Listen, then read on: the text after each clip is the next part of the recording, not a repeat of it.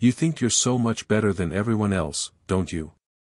Caleb's voice cut through the elegant chatter of the Langston Charity Gala like a blade through silk. The crystal chandeliers above seemed to dim as every conversation in the opulent ballroom slowly died, 200 pairs of eyes turning toward the confrontation unfolding near the marble staircase. Ethan Langston, heir to a billion-dollar empire, stood frozen with a champagne flute halfway to his lips, his perfectly groomed face twisted in disbelief. "Excuse me. You heard me." Caleb stepped closer, his second-hand tuxedo, borrowed from the catering company where he worked weekends, a stark contrast to Ethan's custom-tailored Italian suit.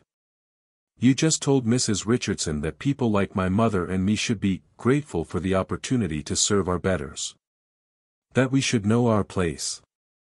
From across the room Eliora felt her blood turn to ice. 17 years of carefully maintained invisibility, 17 years of teaching her son to keep his head down, to blend into the background, to never draw attention, all of it crumbling in real time. Her fingers gripped the silver serving tray so tightly her knuckles went white. "Caleb, don't," she whispered, but her voice was lost in the growing murmur of the crowd. Ethan's shock melted into the familiar sneer that had made him infamous among the staff. "Listen here, scholarship boy. I'm not on scholarship." Caleb's voice rose, carrying across the ballroom with devastating clarity. "And neither are you, apparently. Tell me, Ethan, what exactly have you done to earn any of this?" He gestured broadly at the opulent surroundings, the priceless art, the sea of designer gowns and diamond necklaces. "Besides being lucky enough to slide out of the right woman." The collective gasp from the crowd was audible. Someone's champagne glass actually did slip from their fingers, shattering on the polished marble floor. But it was what Caleb said next that made Eliora's world tilt off its axis. "At least when I look in the mirror, I see someone who's worked for everything he has. Can you say the same, brother?" The word hung in the air like a grenade with its pin pulled. Ethan's face went from red to white to red again. "What did you just call me?" "Hey, my friend, hope you're doing well. Drop a comment and let me know how you're feeling about this story so far and where you are watching from. Some stories are too close to my heart to share on YouTube. I send those, along with little life lessons and surprises, to my email circle. If you'd like to be part of it, you can join with the link in the description." Caleb's confidence never wavered, even as he realized what he'd just said. The word had slipped out in his anger, born from years of staring at his own reflection and wondering why his eyes were the exact same shade of steel gray as the man who'd never once acknowledged his existence. "You heard me. That's impossible." But Ethan's voice cracked on the word impossible, and suddenly he was looking, really looking, at Caleb's face for the first time. The strong jawline. The aristocratic nose.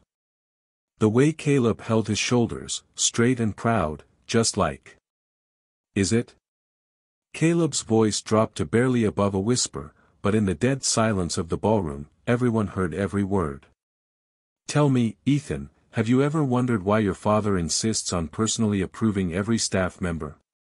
Why he's the only one who handles my mother's employment contract?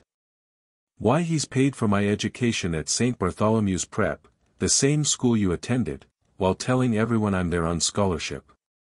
Across the room, Richard Langston III stood like a statue, his face carved from granite, his famous composure finally beginning to crack.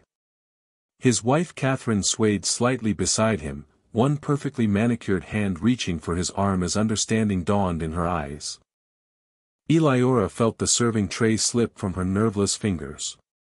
It hit the floor with a crash that seemed to echo forever, silver and crystal scattering across the marble-like pieces of her carefully constructed life.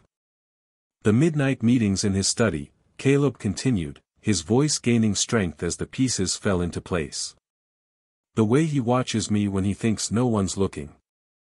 The college fund that mysteriously appeared when I turned 16, one that exactly matches the trust fund you received at the same age. Stop. The command came from Richard Langston himself as he stepped forward, his voice carrying the authority of a man accustomed to being obeyed without question. "Stop this immediately." But Caleb was beyond stopping. 17 years of questions, 17 years of feeling like he didn't quite belong anywhere, 17 years of watching his mother work herself to exhaustion while never understanding why she refused to leave this place, it all crystallized in this moment. "Why should I stop, Mr. Langston?" The formal address dripped with newfound irony. "Afraid your guests might learn the truth. That the great Richard Langston III, pillar of the community, champion of family values, has been hiding his bastard son in plain sight for 17 years. The silence that followed was deafening. Even the string quartet had stopped playing. It was Catherine Langston who broke first. A sound escaped her throat, half sob, half laugh, and she pressed her hand to her mouth as if she could push the truth back inside. When she looked at her husband, her eyes held not surprise, but the terrible confirmation of a suspicion she'd carried for years. "Richard?" Her voice was barely a whisper. "Tell me he's wrong." But Richard Langston said nothing. He couldn't. Because as he stared at Caleb, really looked at him for the first time in front of witnesses, he saw his own face staring back at him. Not just the eyes or the jawline, but the stubborn set of his mouth, the way he held himself when challenged, the intelligence that burned behind his gaze. He saw himself at 17, before money and power had taught him that some truths were too dangerous to acknowledge. Eliora finally found her voice, but it came out as a broken whisper, "Caleb, what have you done?" And in that moment, as the perfect facade of the Langston family empire began its inexorable collapse, one thing became crystal clear to everyone in that ballroom. The help's son had just revealed himself to be the heir who was never supposed to exist. Guests began talking all at once, voices rising in a crescendo of shock, speculation, and barely contained glee. Phone cameras appeared from evening purses and jacket pockets like magic, the soft blue glow illuminating faces hungry for scandal. The Langston family charity gala, meant to celebrate their philanthropic achievements, had just become the social event of the decade for all the wrong reasons. "Everyone out." Richard's voice cut through the noise like a whip crack. "The gala is over." But even as security began ushering protesting guests toward the exits, Catherine Langston remained frozen in place, staring at Caleb with a mixture of horror and fascination. She'd always known something was off about the quiet housekeeper and her too intelligent son. The way Richard's eyes would linger on the boy during the rare moments their paths crossed. The way he'd insisted on personally handling Eliora's employment when that responsibility typically fell to the house manager. "Catherine." Richard's voice carried a warning, but his wife didn't move. 18 years, she whispered, her voice growing stronger with each word. 18 years I've wondered why you insisted we keep a housekeeper who barely speaks English, who costs twice what any agency would charge, who somehow always manages to be exactly where you need her to be. Eliora flinched at the casual cruelty of the English comment. Her accent had never fully faded, despite decades of practice, but it was Caleb who stepped forward, his earlier bravado tempered by seeing his mother's pain. "My mother speaks 4 languages fluently," he said quietly. "She has a master's degree in literature from Universidad Nacional in Colombia. She's probably read more books than everyone in this room combined." The admission hung in the air, adding another layer to the growing revelation. Eliora wasn't just the help. She was an educated woman who'd been reduced to scrubbing floors and polishing silverware for reasons no one had bothered to question. Until now. "Take him to my study," Richard commanded, but he wasn't looking at Caleb anymore. His eyes were fixed on Eliora, and in them was something that looked almost like regret. "We need to talk." "I'm not going anywhere without my mother," Caleb said, moving to stand beside Eliora. It was then that James Morrison, the family's longtime attorney and Richard's closest friend, stepped forward. He'd been standing quietly in the shadows throughout the confrontation, but his sharp eyes had missed nothing. Perhaps that's wise. This conversation concerns all parties involved. Eliora looked up at Morrison with surprise. In all her years in the house, he'd never acknowledged her beyond polite nods. She'd always assumed he, like most of the family's associates, saw her as part of the furniture. James, Richard's voice carried a warning. Not now. Actually, Richard, I think now is exactly the right time. Morrison's tone was gentle but firm. Some truths have been buried long enough.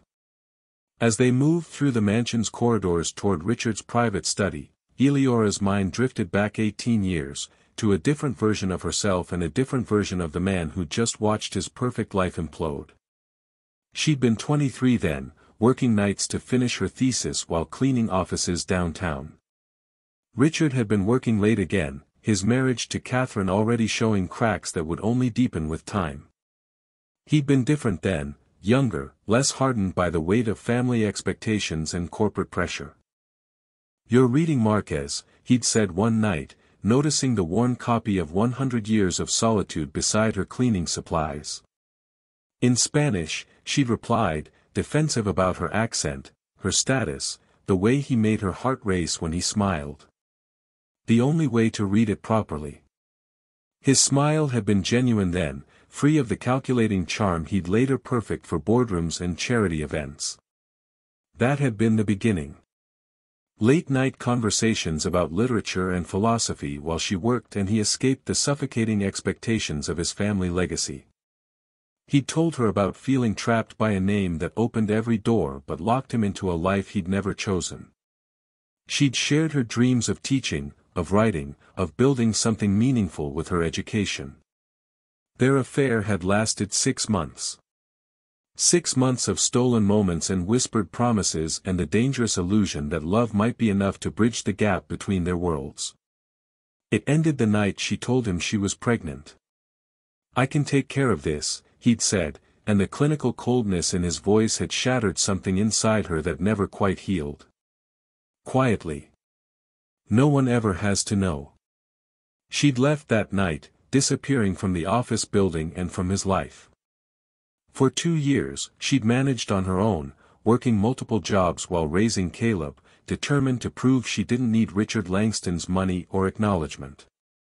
But pride, she'd learned, was a luxury she couldn't afford when her son needed surgery for a heart defect that would cost more than she'd earn in 5 years. She'd swallowed her pride and knocked on the servants' entrance of the Langston mansion, not as a lover begging for support, but as a mother desperate to save her child. Richard had taken one look at 2-year-old Caleb, at those unmistakable gray eyes and stubborn chin, and made her an offer. "Work for us," he'd said. "Live here. I'll make sure he gets the best of everything, education, healthcare, opportunities. But no one can ever know who he really is. It would destroy everything." "Everything meaning your reputation," she'd said bitterly. "Everything meaning your son's future." His voice had been gentle but implacable. "You think the Langston name would be a gift to him? You think Catherine would welcome her husband's bastard with open arms? The scandal would follow him forever. He'd be known as the mistake that brought down a dynasty, not as the brilliant young man he deserves to become."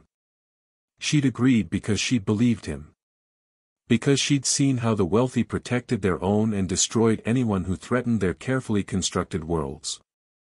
Because she'd thought she could give Caleb a better life by making him invisible.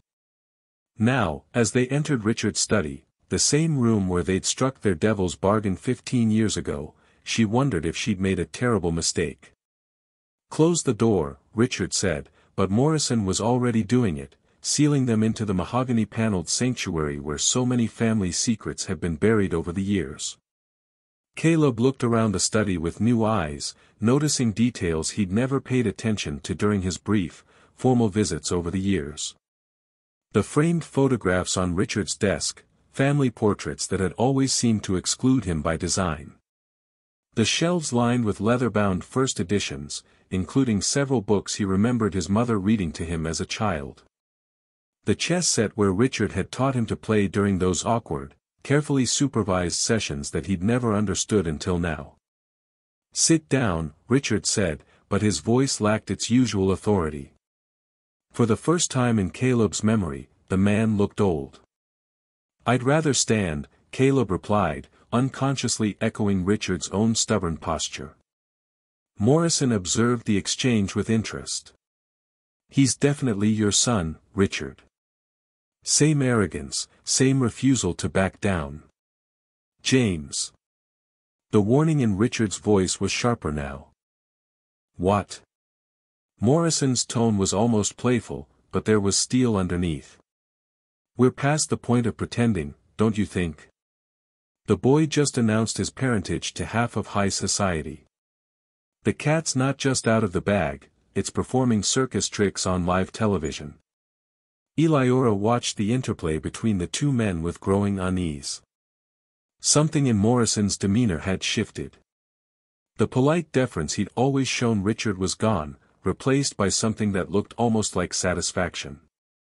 "You knew," she said suddenly, the realization hitting her like a physical blow. "You've known all along." Morrison smiled, and for the first time Eliora saw him clearly. Not Richard's loyal friend and advisor, but a man with his own agenda. A man who'd been watching and waiting for the perfect moment to act. "Of course I knew," he said smoothly. "I've known since the day you walked back into Richard's life with his son in your arms. Did you really think you could hide something like this from someone in my position? I handle the Langston family's legal affairs, their financial arrangements, their indiscretions." "Then why didn't you say anything?" Caleb demanded. Morrison's smile widened. "Because I was waiting for the right moment to use it." The betrayal hit Richard like a sledgehammer. "Use it? James, what are you talking about? Come now, Richard. You didn't really think our friendship was based on affection, did you?" Morrison moved to the bar cart and poured himself a scotch with casual ease, as if he owned the place. "You've been useful to me over the years. Your family's wealth, your political connections, your utter predictability. But lately, you've become difficult.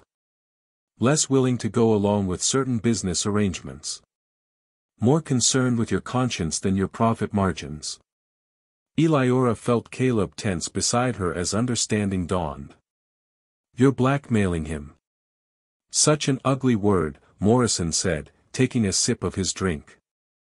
"I prefer to think of it as insurance. Richard has been remarkably cooperative over the years, knowing that one word from me could expose his little secret. The illegal arms deals, the money laundering, the environmental cover-ups, all made possible because I had the perfect leverage." "You're lying," Richard said, but his voice lacked conviction. "Am I?" Morrison pulled out his phone and began scrolling through what looked like a photo gallery. "Shall I show them the pictures I took of you and Eliora together 18 years ago? The DNA test I had run on a hair sample from Caleb's hairbrush when he was 5? The financial records showing the mysterious payments from your personal account to various medical facilities and private schools?" Caleb stared at his mother in horror. "You've been living under blackmail this entire time." But it was Richard who answered, his voice hollow with defeat. "Not her. Me. Morrison's been blackmailing me for 15 years, using you as leverage. Every time I tried to do the right thing, every time I wanted to acknowledge you publicly, he'd remind me what the scandal would do to your future. To your mother's safety." "My safety?" Eliora's voice cracked. Morrison's smile turned predatory. "Oh yes, my dear. Did you really think it was coincidence that every job application you submitted outside this house was mysteriously rejected? Every apartment rental that fell through at the last minute? I've been very careful to ensure you remained exactly where you were needed, available for leverage when necessary." The room fell silent as the full scope of the manipulation became clear. For 15 years, Morrison had orchestrated their lives like pieces on a chessboard, using their love and fear against them to control a billionaire. But it was Caleb who broke the silence, his young voice carrying a resolve that surprised everyone in the room. "Well," he said, straightening his shoulders in a gesture that was pure Langston defiance, "I guess it's a good thing I just destroyed your leverage in front of 200 witnesses." Morrison's smile faltered for the first time. "What?" "The secret's out," Caleb continued, his confidence growing. "Everyone knows who I am now. Which means you can't threaten to expose it anymore." He looked at Richard with something that might have been respect.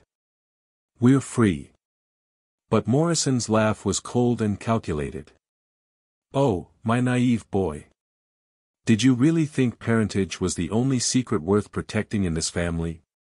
He pulled out his phone again, and this time the photos he showed them made Eliora gasp and Richard sink into his chair like a broken man. "You see," Morrison continued conversationally, "the arms dealing and money laundering I mentioned?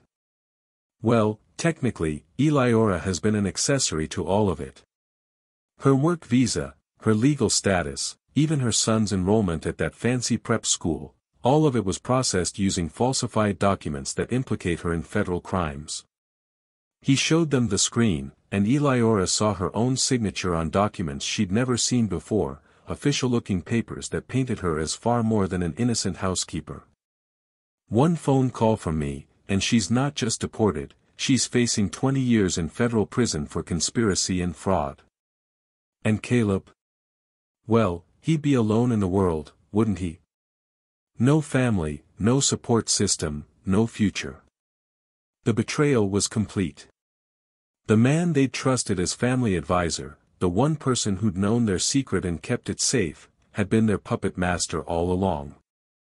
But as Morrison savored his moment of triumph, none of them noticed the small detail that would change everything: the door to Richard's study hadn't quite closed all the way.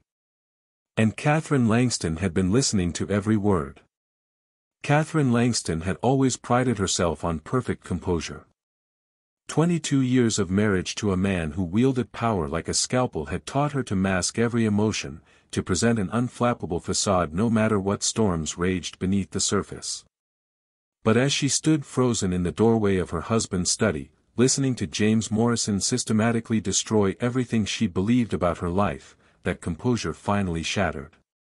20 years, she whispered, pushing the door open fully. 20 years of federal crimes, and you let me sign fundraising documents for organizations you were using to launder money. The four people in the room turned toward her in shock, but Catherine's eyes were fixed solely on her husband. The man she'd married, the father of her son, the pillar of their community, was a criminal. And she'd been his unwitting accomplice. "Catherine, I can explain," Richard began, but she cut him off with a laugh that held no humor. "Explain? You mean the way you explained why we needed to keep that housekeeper who barely spoke to anyone? The way you explained why you insisted on personally handling charity board appointments? The way you explained why we could never have surprise audits of our foundation's finances?"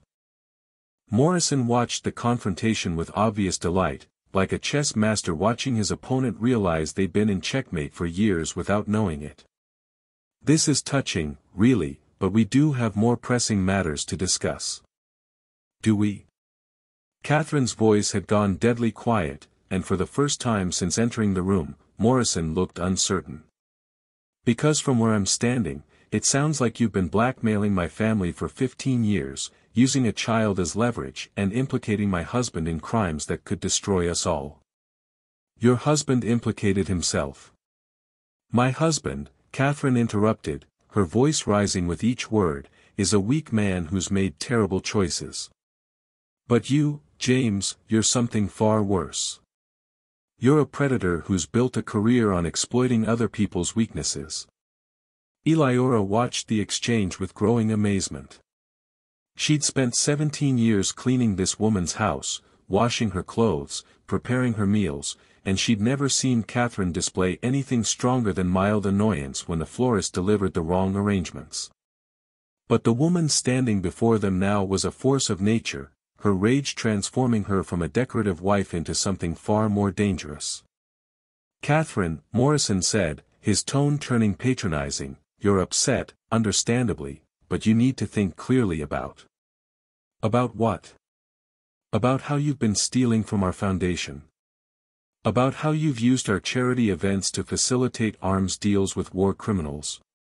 About how you've been systematically destroying the life of a woman and her child for 15 years. Morrison's mask finally slipped completely. That woman seduced your husband and tried to trap him with a bastard. I protected your family. The sound of Catherine's hand connecting with Morrison's face echoed through the study like a gunshot. The force of the blow sent him stumbling backward, his drink shattering against the marble fireplace. Don't. Catherine's voice was deadly calm. Don't you dare blame her for my husband's choices. And don't you dare call that brilliant young man a bastard in my presence. Caleb stared at Catherine in shock. In all his years of living in this house, observing the careful distance she maintained from the staff, he'd never imagined she was capable of such fierce protectiveness. Mrs. Langston, he said quietly, you don't have to. Yes, I do. Catherine turned to face him fully for the first time, and Caleb saw his own gray eyes reflected in her face, not genetically, but in their shared determination. You're my husband's son, which makes you family. And James Morrison has been threatening my family for 15 years.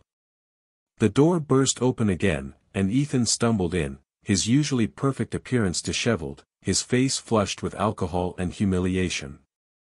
Is it true? He demanded, ignoring everyone else in the room to focus on Caleb.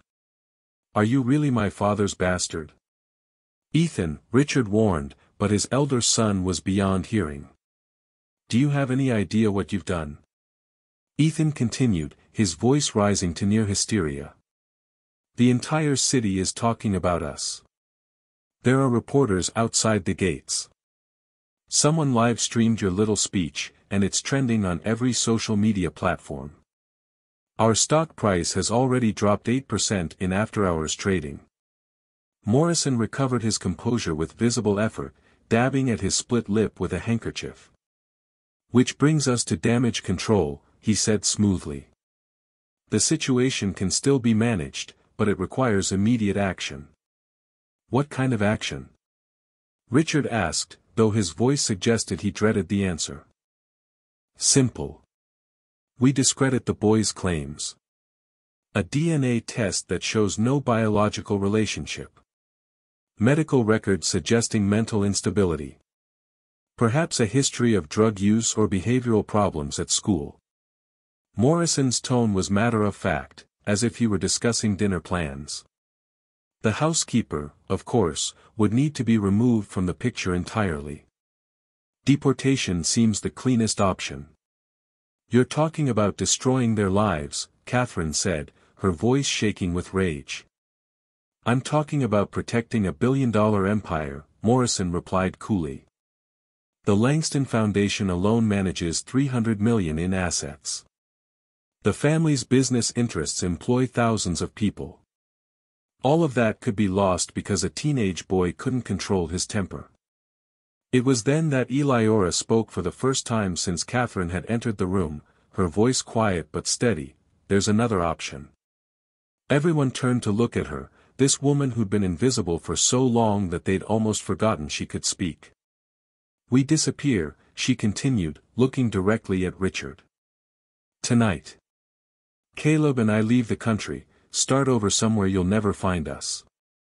In exchange, Mr. Morrison's blackmail material becomes worthless, and your family can claim the whole thing was a case of mistaken identity fueled by too much champagne and adolescent fantasy. No. The refusal came from three voices simultaneously, Richard, Catherine, and Caleb himself. I'm not running anymore, Caleb said, stepping closer to his mother. I've spent my entire life pretending to be someone I'm not, apologizing for existing, grateful for scraps of acknowledgement. I'm done hiding. And I'm done letting James Morrison control my family, Catherine added, her voice steel-hard with resolve. But it was Richard who surprised everyone with what he said next. James is right about one thing. This could destroy everything we've built. But maybe. He looked at his reflection in the dark window, seeing himself clearly for the first time in years. Maybe some things deserve to be destroyed. Morrison's eyes narrowed. Richard, think very carefully about what you're saying. I am thinking clearly. For the first time in 15 years. Richard turned to face his blackmailer with newfound resolve. You want to know what my crime was, James? It wasn't the arms dealing or the money laundering, you orchestrated all of that. My crime was being too much of a coward to claim my own son. The admission hung in the air like a challenge, and Morrison's composure finally cracked completely. You fool. Do you have any idea what you're throwing away? What this will cost you? Everything, Richard said simply. But some prices are worth paying. It was Catherine who asked the question that changed everything. James, exactly how much of our money have you stolen over the years? Morrison's face went pale. I haven't stolen anything. Every transaction was properly documented. Documented by you. Approved by you. Managed through accounts you controlled. Catherine's voice carried the sharp intelligence that had made her a successful lawyer before her marriage. How much, James? The silence stretched for long seconds before Morrison spoke, his voice barely above a whisper, the Foundation's emergency reserves. About 50 million. Eliora gasped.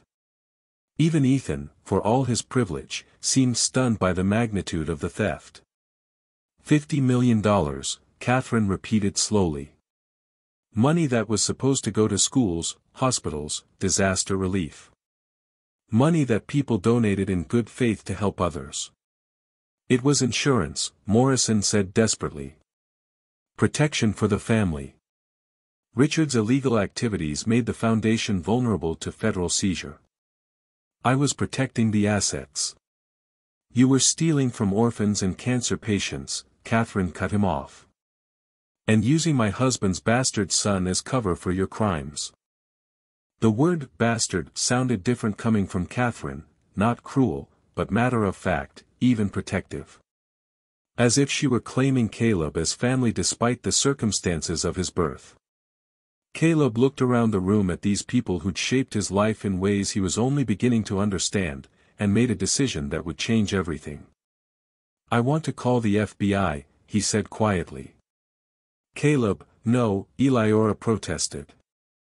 If they investigate the Foundation, they'll find evidence against all of us. The falsified documents Morrison mentioned. Then we deal with the consequences, Caleb interrupted. But we stop letting him control our lives through fear. Morrison laughed, but it sounded hollow. You naive child.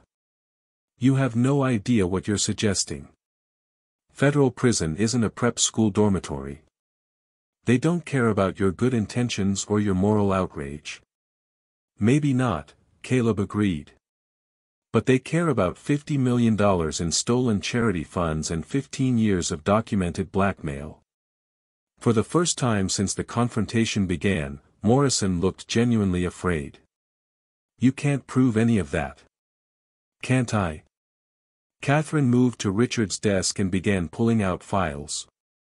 Because it occurs to me that a good lawyer might find it very interesting how many Foundation decisions were made without proper board approval. How many transactions were processed without adequate oversight.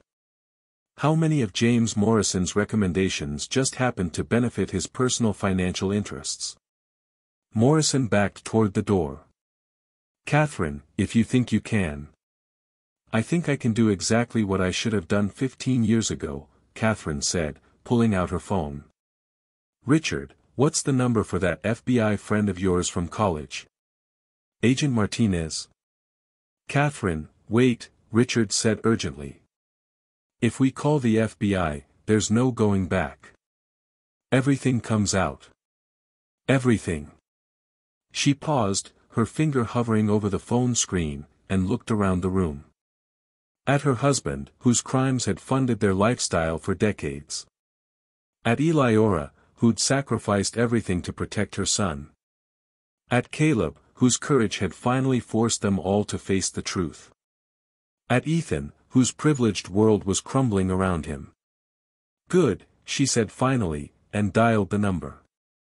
As the phone began to ring, Morrison made a desperate final play. "If you make that call, I'll make sure Eliora goes down for everything. Every falsified document, every illegal transaction. She'll spend the rest of her life in prison, and your husband's bastard will have no one." Catherine met his eyes with icy calm. "Then I guess you'd better start running, James. Because Agent Martinez and I went to law school together, and she's going to be very interested in our conversation tonight." The phone connected, and Catherine's voice was steady as steel. "Maria?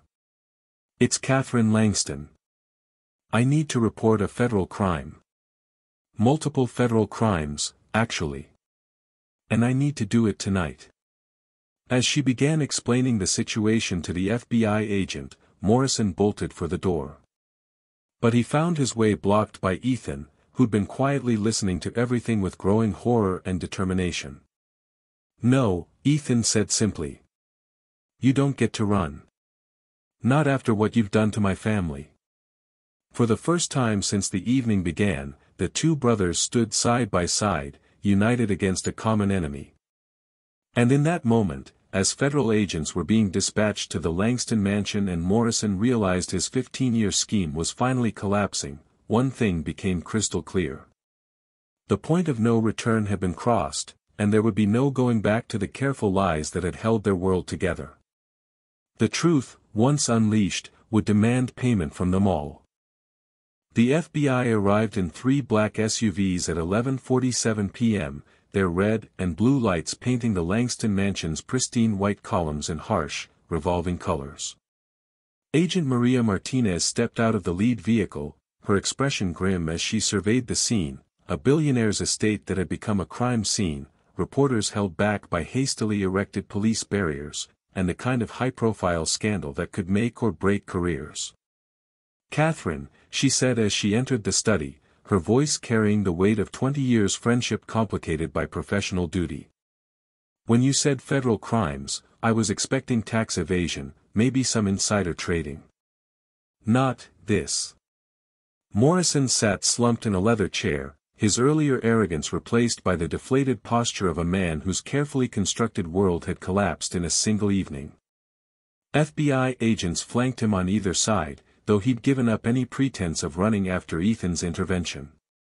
"Maria, I know how this looks," Catherine began, but Martinez held up a hand. "It looks like a family of billionaires calling the FBI on their own lawyer during a charity gala that ended with your husband's secret son exposing himself to half the city's elite." Martinez's tone was dry. "So why don't you tell me how it actually is?" What followed was 3 hours of statements, accusations, and revelations that painted a picture of corruption spanning nearly 2 decades. As dawn broke over the city, the full scope of Morrison's manipulation began to emerge. The arms dealing had been real, weapons sold to 3 different conflict zones through shell companies registered in the Langston Foundation's name. The money laundering had been systematic, dirty money cleaned through charitable donations and then funneled into legitimate investments. And the blackmail had been comprehensive, not just against the Langstons, but against a network of wealthy families whose secrets Morrison had collected like playing cards. But it was what Agent Martinez discovered in Morrison's personal files that changed everything. "Catherine," she said quietly, pulling Catherine aside as technicians photographed evidence and agents continued their interviews. "I need to ask you about your son's accident." Catherine's blood went cold. "What accident?" 7 years ago. Ethan's car accident. The one that killed Sarah Mitchell." The name hit Catherine like a physical blow. Sarah Mitchell, Ethan's girlfriend, the senator's daughter, the brilliant young woman who'd been planning to study international law. She died in Ethan's car when he'd crashed into a tree on the estate's private road. Alcohol had been involved. The family had paid massive settlements to avoid criminal charges. What does that have to do with Morrison's crimes? Catherine asked, though she was beginning to suspect she knew.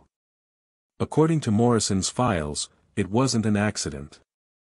Martinez's voice was carefully neutral. He has evidence suggesting Ethan deliberately crashed the car because Sarah had discovered the foundation's illegal activities and was planning to expose them. The revelation hit Catherine like a sledgehammer. Her son, her perfect, privileged son, might be a murderer. And Morrison had known all along. That's impossible, Catherine whispered, but even as she said it, she remembered details that suddenly took on sinister significance. The way Ethan had changed after Sarah's death, becoming harder, more callous. The way he'd thrown himself into the family business with desperate intensity. The way he'd never spoken Sarah's name again. Where is Ethan now? Martinez asked. Catherine looked around the study, realizing for the first time that her son had disappeared sometime during the FBI interviews. I don't know. He was here when you arrived, but... They found him in the mansion's garage, standing beside his current car, a black Porsche that looked uncomfortably similar to the one he'd been driving the night Sarah died. He wasn't alone. Isabella Rodriguez stood beside him, her catering uniform wrinkled from the long night, her dark eyes reflecting a mixture of fear and determination that made her look older than her 19 years. She'd been working the gala when Caleb's revelation had turned the evening upside down, and something about the chaos had drawn her to stay when the other staff members had been dismissed. Isabella, you shouldn't be here, Catherine said gently. The FBI needs to process the scene, Anne. She's not leaving, Ethan interrupted, his voice carrying a strange mixture of desperation and resolve. She's the only person who's been honest with me tonight. It was then that Caleb noticed the way Ethan's hand trembled as he reached for Isabella's, the way she stepped slightly in front of him when the FBI agents approached, the way their eyes met with an intensity that spoke of more than a single evening's acquaintance. How long? Caleb asked quietly, understanding flooding through him. 6 months, Isabella replied, her accent carrying the soft cadence of someone who'd grown up speaking Spanish at home but learned to mask it in professional settings. We met when I started working for the catering company that handles your family's events. Catherine stared at the young woman, really looked at her for the first time, and saw intelligence in her eyes, strength in her posture, and something else that made her stomach clench with recognition. You know about Sarah, Catherine said. It wasn't a question. Isabella nodded. Ethan told me everything. About the drinking, about the fight they had that night, about how he's carried the guilt for 7 years. Guilt about an accident, Agent Martinez said carefully, or guilt about something else. It was Ethan who answered, his voice barely above a whisper, guilt about being too much of a coward to tell the truth. The admission hung in the air like a sword waiting to fall. Everyone in the garage understood that whatever Ethan said next would determine whether he spent the rest of his life in prison. Sarah found out about Morrison's blackmail, Ethan continued, his words coming faster as if speaking them quickly might lessen their impact. She was helping me research foundation finances for a presentation, and she discovered discrepancies. Large ones. She wanted to go to the authorities immediately. And you tried to stop her, Martinez said. I tried to convince her to let me handle it internally first. I was afraid of what the scandal would do to my family, to Caleb and his mother, to everyone whose lives would be destroyed. Ethan's voice cracked. We fought about it during the drive. I was drinking, she was angry, and I lost control of the car. But you didn't crash it deliberately. No. Ethan's denial was fierce. I would never have hurt Sarah intentionally. I loved her. But Morrison convinced me that if I told the truth about what we'd been arguing about, the investigators would think I'd killed her to keep her quiet. He said he had evidence that could make it look premeditated. Isabella's hand found Ethan's, squeezing tight. Show them, she said softly. Ethan pulled out his phone and scrolled to a voice message, dated just hours earlier. Morrison's voice filled the garage. "Ethan, my boy, I hope you understand that tonight's revelations change nothing between us. Sarah's death was unfortunate, but the evidence I have about your true motivations that night remains compelling. Perhaps we should discuss your continued cooperation with certain business arrangements." The message was a masterpiece of implied threat wrapped in reasonable language, and Agent Martinez's expression showed she understood exactly what she was hearing. "He's been blackmailing you too," she said. "For 7 years," Ethan confirmed. "Every time I tried to push back against his schemes, every time I questioned a foundation decision, he'd remind me that one phone call could have me charged with premeditated murder." Caleb stared at his half-brother with new understanding. The arrogance, the callousness, the casual cruelty, it had all been armor against the guilt and fear that Morrison had cultivated like a poison garden. "The business with the illegal arms sales," Isabella said suddenly. "Ethan's been documenting everything for months. Every transaction, every falsified record, every conversation where Morrison implied threats." She pulled out a tablet and showed them files upon files of evidence, bank records, audio recordings, photographs of documents, email chains that painted a picture of systematic corruption orchestrated by Morrison and enabled by threats against multiple family members. "You've been building a case against him," Martinez said, impressed despite herself. "We both have," Isabella replied, and the possessive pronoun made it clear that whatever existed between her and Ethan had evolved far beyond a simple romance. "My degree is in forensic accounting. I've been working for the catering company to get access to foundation events, to gather evidence of Morrison's financial crimes." The revelation recontextualized everything. Isabella wasn't just a young woman caught up in a billionaire family's drama, she was an investigator who'd infiltrated their world deliberately. "Forensic accounting," Catherine repeated slowly. "Who do you work for?" Isabella exchanged a look with Ethan before answering. "The Securities and Exchange Commission. I'm part of a joint task force investigating charity fraud. We've been building a case against Morrison for 2 years, but we needed access to the family's private documents to prove our suspicions." Agent Martinez pulled out her phone. "I need to call my supervisor. If you're a federal investigator, this changes the entire scope of our operation." But before she could dial, the garage's security alarm began screaming. Through the windows, they could see new vehicles arriving, not FBI cars, but black sedans with government plates that spoke of agencies with higher clearance levels. "What's happening?" Caleb asked, but the answer came in the form of men in tactical gear who moved with military precision as they surrounded the garage. "James Morrison," came a voice amplified by a megaphone, "you're under arrest for conspiracy, racketeering, and violations of the Foreign Corrupt Practices Act. Exit the building with your hands visible." Isabella grabbed Ethan's arm. "He's not here. Morrison escaped during the initial interviews."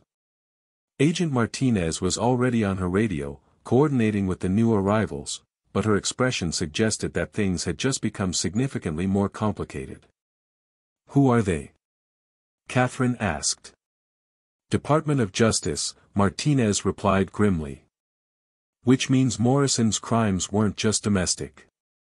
International arms dealing falls under DOJ jurisdiction, and if he's been selling weapons to sanctioned entities." She didn't need to finish. They all understood that Morrison's arrest would be just the beginning. Every transaction he'd orchestrated, every family he'd manipulated, every secret he'd collected would be scrutinized by federal investigators with unlimited resources and no concern for the collateral damage. But it was Eliora who asked the question that made everyone's blood run cold: if Morrison's been building blackmail material for 20 years, and he's now a fugitive facing life in prison, what's to stop him from releasing everything he has? Every secret, every scandal, every family he's been controlling? Through the garage windows, they could see reporters already gathering beyond the police barriers, their cameras and satellite trucks turning the Langston estate into a media circus. Social media was already exploding with speculation about the FBI raid, the missing lawyer, and the billionaire family whose perfect facade had cracked open for all the world to see. Isabella's tablet chimed with an incoming message, and her face went pale as she read it. "What is it?" Ethan asked. "It's from Morrison," she said, her voice barely steady. "He says he's uploaded insurance files to multiple servers with automatic release triggers. If he's arrested or if anything happens to him, every piece of blackmail material he's collected over 20 years gets published online." The implications were staggering.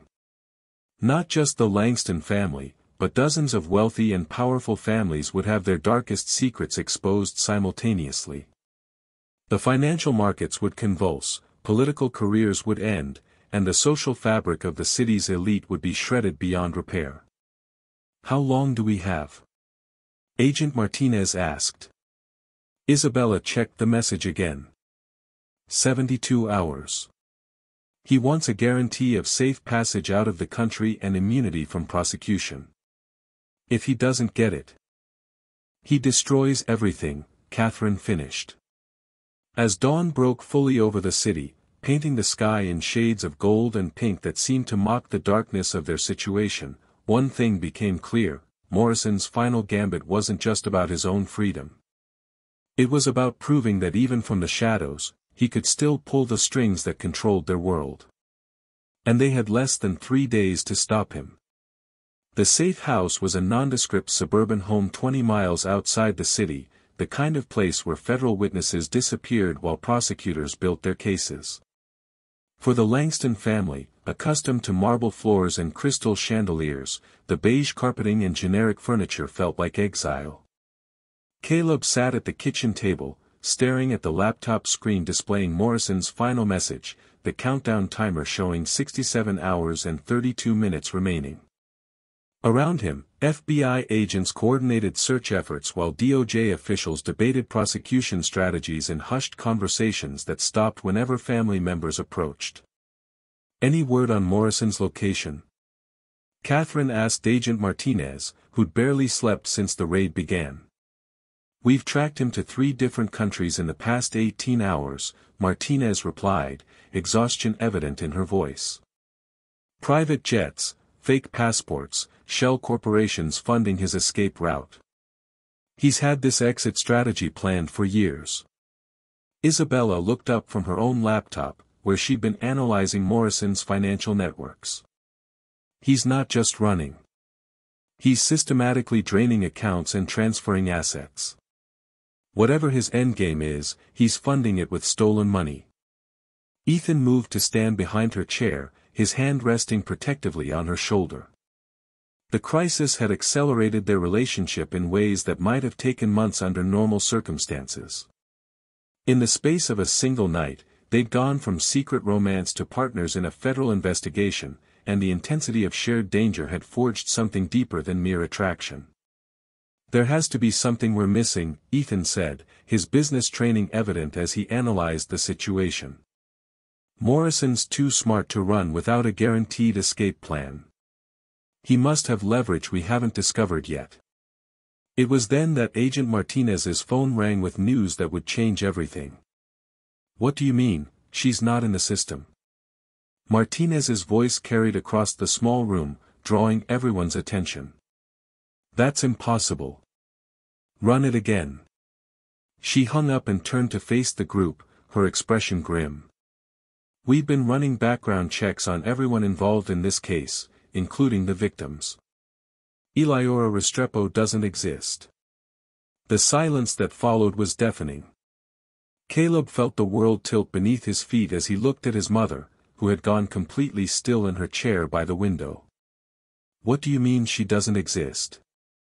Catherine asked. "I mean there's no record of anyone by that name entering the United States 18 years ago. No immigration records, no work visa applications, no university transcripts from Universidad Nacional in Colombia. Martinez's voice was carefully professional. According to every database we've searched, Eleonora Restrepo is a ghost. Caleb turned to stare at his mother, seeing her clearly for what felt like the first time. The woman who'd raised him, who'd taught him to value honesty above all else, who'd sacrificed everything to protect him, was built on a lie. Mom. His voice cracked on the word. Eleonora looked up at him with eyes full of pain and something that might have been relief. My real name is Elena Vasquez. I was born in Venezuela, not Colombia. And I never attended university. The confession hit the room like a physical blow, but she wasn't finished. I worked for Interpol for 7 years as an undercover investigator specializing in international money laundering. Morrison wasn't blackmailing your father, Caleb. He was my target. The revelation recontextualized 18 years of carefully constructed reality. Richard stared at the woman he'd thought he'd known, the woman he'd loved and protected and hidden away, and saw a stranger wearing her face. You were investigating us from the beginning, he said, his voice hollow with betrayal. I was investigating Morrison, Elena, not Eleonora, corrected. But yes, from the beginning. We'd been tracking his activities across 3 continents, watching him build a network of compromised wealthy families. The Langstons were his biggest prize, his American operations crown jewel. Isabella's laptop slipped from her nerveless fingers as understanding dawned. That's why you could never find evidence of Morrison's early crimes. She was the one documenting everything, feeding intelligence back to international law enforcement. For 7 years, Elena confirmed. 7 years of building a case against Morrison while watching him destroy lives and steal money meant for disaster relief and medical research. Caleb felt his entire sense of identity crumbling. Was any of it real? Your relationship with my father? Your pregnancy? Me? Elena's eyes filled with tears. You were real, Mijo. The most real thing in my life. I fell in love with your father despite knowing it would compromise my mission. When I discovered I was pregnant, I had to choose between my duty and my heart. And you chose duty, Richard said bitterly. I chose you, Elena shot back. Both of you. Do you think Interpol would have let me keep a baby whose father was part of an international criminal conspiracy? Do you think they would have allowed me to maintain my cover for another 15 years? Agent Martinez was already on her phone, speaking rapidly in Spanish to what sounded like international contacts. When she hung up, her expression was grim. Elena Vasquez was declared dead 11 years ago, she announced. Killed in a car bombing in Caracas that was attributed to the Venezuelan drug cartel she'd been investigating. Morrison, Elena said simply. He discovered my real identity when Caleb was 6 years old. Instead of exposing me, he offered me a deal. Continue feeding him information about Interpol's investigation, help him stay one step ahead of international law enforcement, and he'd keep my identity secret. Refuse, and he'd have me killed in a way that would look like cartel retaliation. The betrayal cut deeper than anything Morrison had done to Richard. For 11 years, Elena had been a double agent, protecting her son and her lover by sabotaging the very investigation she'd started. Every time we got close to Morrison, every time an arrest seemed imminent, somehow evidence would disappear or witnesses would recant, Martinez said, pieces falling into place. You were feeding him our operational details. I gave him enough to stay alive and keep my family safe, Elena admitted. But I never stopped documenting his crimes. Every transaction, every conversation, every piece of evidence. I've been building a case for 18 years, waiting for the right moment to bring him down. Isabella stared at the woman she'd thought was a simple housekeeper. The files you've been keeping, that's why Morrison could never find all the evidence against him. You were the one protecting it. Until tonight, Elena confirmed. When Caleb forced everything into the open, I finally had the opportunity to end this. Morrison's dead man switch. He's bluffing. The real evidence isn't in his files, it's in mine. She pulled out a small device that looked like an ordinary USB drive. 18 years of documentation. Financial records, audio recordings, video surveillance, witness statements from 3 continents. Everything needed to convict Morrison and dismantle his entire network. Why didn't you use it before? Catherine asked. Because Morrison wasn't my only target, Elena said quietly. The network is bigger than just him. There are people in law enforcement, politicians, judges, all of them compromised by Morrison's blackmail or bought with stolen charity money. If I'd acted too soon, they would have destroyed the evidence and eliminated everyone who could testify. Caleb felt his anger building to a breaking point. So you used us all as bait. Your own son, the man you claimed to love, the family that gave us shelter, we were all just pieces in your investigation. No, Elena said fiercely. You were the reason I stayed human during 18 years of living a lie. Every morning I woke up knowing I was betraying people I cared about to protect you from a monster who would have killed us all without hesitation. But the pregnancy, Richard said, his voice breaking. When you told me you were pregnant, was that part of the mission? Elena met his eyes with devastating honesty. The pregnancy was real.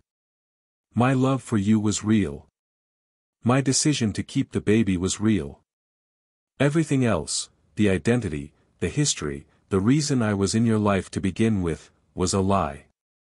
The room fell silent as the full scope of the deception became clear. For 18 years, they'd all been living inside Elena's cover story, their relationships built on foundations of sand. It was Isabella who asked the question that shattered what remained of their carefully constructed world. If Morrison knows you're Elena Vasquez, if he's known for 11 years, why hasn't he exposed you? Elena's face went pale. Because he's been using my survival as leverage against Interpol. Every time they got close to arresting him, he threatened to reveal that one of their supposedly dead agents was still alive and compromised. It would have destroyed dozens of ongoing investigations and gotten numerous undercover agents killed. But now that's changed, Martinez said, understanding flooding her expression. The case is blown anyway. Morrison has nothing left to lose. Elena nodded grimly. Which means he's not planning to run. He's planning something much worse. Before anyone could ask what she meant, Isabella's tablet chimed with an incoming video call. The screen showed Morrison's face, but he wasn't in some exotic hideaway as they'd imagined. He was in a familiar setting that made everyone's blood run cold. St. Bartholomew's Preparatory School. Caleb's school. Hello, my dear Elena, Morrison said, his voice carrying across the small safe house with chilling calm. Or should I say, Agent Vasquez? I think it's time we had a proper conversation about the future. Behind him, they could see movement, students in the dormitory corridors, unaware that their school had become the center of an international crisis. You have until sunset tomorrow, Morrison continued. Elena surrenders herself to me, alone and unarmed, or I release not just the blackmail files, but something far more damaging. The names and locations of every Interpol agent currently working undercover in South America. 37 people whose lives will end the moment their covers are blown. The video call ended, leaving them staring at a blank screen and the horrifying realization that Morrison's final gambit wasn't about money or freedom. It was about revenge against the woman who'd spent 18 years playing him while building the case that would destroy everything he'd built.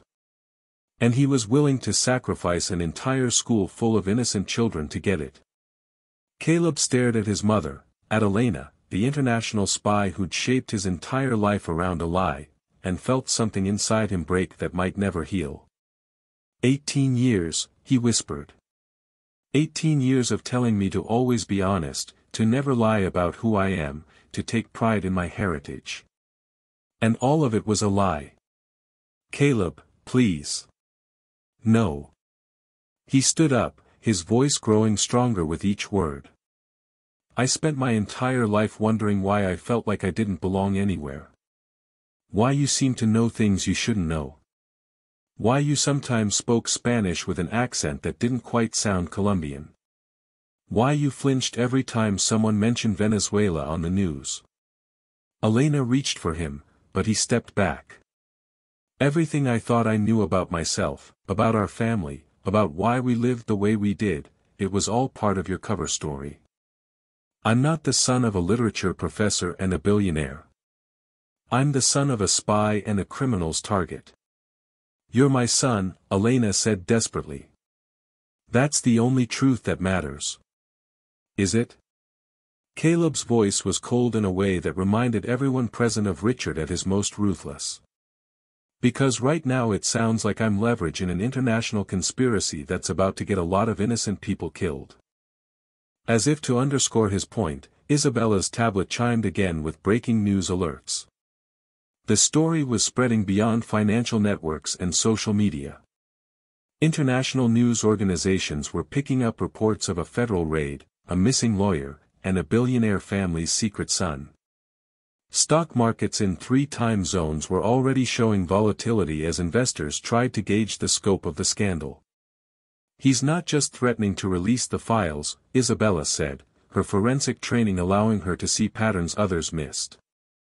He's manipulating the media coverage to maximize damage. Every hour this story stays in the headlines, more pressure builds on law enforcement to make a deal. Agent Martinez was coordinating with her supervisors, but her expression suggested that the conversation wasn't going well.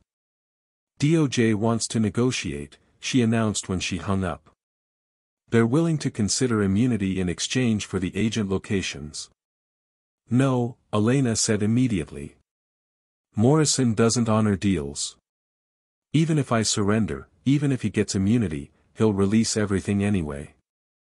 It's not about survival anymore, it's about proving he can destroy anyone who challenges him. Then what do you suggest? Catherine asked. Elena looked around the room at the people whose lives had been shaped by her 18-year deception, and made a decision that would define everything that followed. We end this, she said simply. Not by giving Morrison what he wants, but by giving him what he deserves. She pulled out her phone and began dialing a number from memory. Morrison made one critical mistake. He assumed I've been working alone all these years. The call connected, and she spoke rapidly in Spanish to someone who responded with obvious relief at hearing her voice. When she hung up, her expression had transformed from defeated to determined. I've been feeding Morrison information to keep him from killing us, she said. But I've also been feeding Interpol and the DEA information about his operations. For 11 years, we've been building a coordinated case across multiple jurisdictions, waiting for the moment when he would make himself vulnerable. And now he has, Isabella said, understanding dawning. Now he has, Elena confirmed. By threatening to kill federal agents, by taking a school hostage, by demanding immunity for international crimes, he's crossed lines that no government can ignore. The gloves are coming off. Through the safe house windows, they could see helicopters approaching in the distance, but these weren't news aircraft.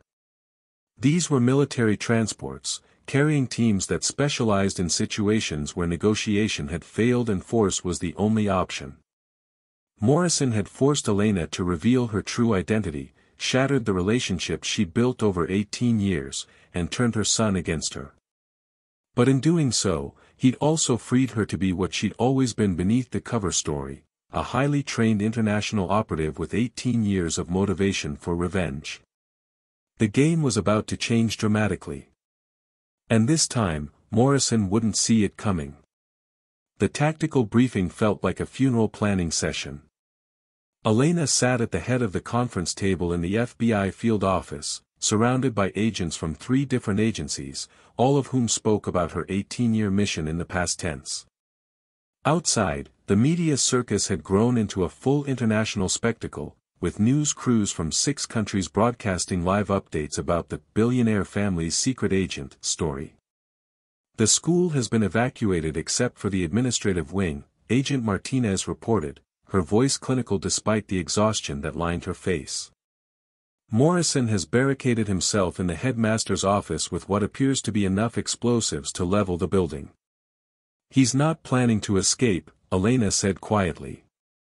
This is a suicide mission designed for maximum psychological impact. Isabella looked up from her laptop, where she'd been monitoring Morrison's digital footprint. He's been uploading files continuously for the past 6 hours. Not the blackmail material, operational details about active investigations across 3 continents. If this continues, dozens of undercover operations will be compromised. How many agents are at risk? Asked Commander Hayes, the DOJ's crisis negotiation specialist. 37 confirmed, possibly more, Elena replied. Morrison had access to my Interpol communications for 11 years. He knows every operation I've been involved with, every contact I've made, every safe house location. Caleb sat in the corner of the room, his silence more damning than any accusation. He hadn't spoken directly to his mother since the revelation of her true identity, and the distance between them felt like an unbridgeable chasm. Every time Elena glanced his way, he looked elsewhere, as if her very presence was painful to endure. The Venezuelan government has issued a formal extradition request, Commander Hayes continued. They want Elena returned to face charges for falsifying her death and abandoning her post. She'll be dead within 24 hours of setting foot in Venezuelan custody, Martinez interjected. Morrison's network there is extensive, and they have long memories for betrayal. Which is exactly what Morrison is counting on, Elena said. He doesn't need to kill me personally if he can arrange for others to do it legally. The briefing was interrupted by Agent Martinez's phone ringing. She stepped away to take the call, but her expression when she returned made everyone's blood run cold. Morrison just released the first batch of files, she announced. 3 Interpol agents in Colombia have been compromised. Their covers are blown, and there are already reports of cartel activity moving toward their last known locations. Elena closed her eyes as the weight of 3 more lives fell on her shoulders. He's not waiting for sunset. He's going to release them incrementally, forcing us to watch people die while we decide whether to negotiate. There has to be another option, Catherine said, though her voice lacked conviction. Some way to stop him without surrendering Elena or sacrificing the other agents. It was Ethan who provided the answer none of them wanted to hear, there isn't. Morrison planned this perfectly. Every option leads to casualties, and the longer we wait, the more people die. Isabella reached for his hand, but Ethan pulled away, his face a mask of controlled anguish. You can't be here for this, he said quietly. If this goes wrong, if my family's scandal destroys your career with the SEC. I don't care about my career, Isabella replied fiercely. I care about you. You should care about your career. You should care about your future. You should care about everything I can't give you anymore. Ethan's voice cracked with the weight of self-recrimination. Look around, Isabella. My father's a criminal, my mother's been unwittingly laundering money for 2 decades, my brother is the son of an international fugitive, and I've been an accessory to Morrison's crimes for 7 years. What kind of future is that for someone like you? Someone like me? Isabella's voice rose with hurt and anger. You mean someone whose family doesn't own half the city? Someone who works for a living instead of inheriting wealth built on other people's suffering? I mean someone good, Ethan said simply. Someone who deserves better than being dragged down by my family's sins. The argument that followed was vicious in the way that only lovers can be with each other, their intimate knowledge becoming weapons designed to inflict maximum damage. Isabella accused Ethan of using noble sentiment to mask his fear of commitment. Ethan accused Isabella of romanticizing a relationship that had been built on deception from both sides. Both accusations hit their targets with devastating accuracy. Enough, Elena said sharply, her voice carrying the authority of someone accustomed to command. Morrison is counting on us to fracture under pressure. Every minute we spend fighting each other is another minute he has to destroy more lives. But the damage was done. Isabella gathered her equipment and requested reassignment to another case. Ethan retreated into the cold professionalism that had defined his public persona for years. And the room felt smaller, more claustrophobic, as if Morrison's influence was seeping through the walls like poison gas. "We need to make a decision," Commander Hayes said. "The president has been briefed, and international pressure is mounting. If we don't resolve this in the next 12 hours, other governments may take unilateral action." "What kind of action?" Richard asked, though his tone suggested he already knew. "The kind that prioritizes stopping Morrison over protecting any individual life," Hayes replied grimly. "Including Elena's." The implication was clear: if Elena didn't surrender voluntarily, she might be handed over involuntarily. The same governments whose agents Morrison was threatening to expose would sacrifice her to protect their remaining operations. Elena looked around the room at the people whose lives she'd shaped through 18 years of lies and manipulation. Richard, whose love had been built on false pretenses but whose pain was entirely real. Catherine, who'd shown more loyalty to a woman she'd barely known than Elena had any right to expect. Ethan, whose privileged life was crumbling as the true cost of his family's wealth became clear.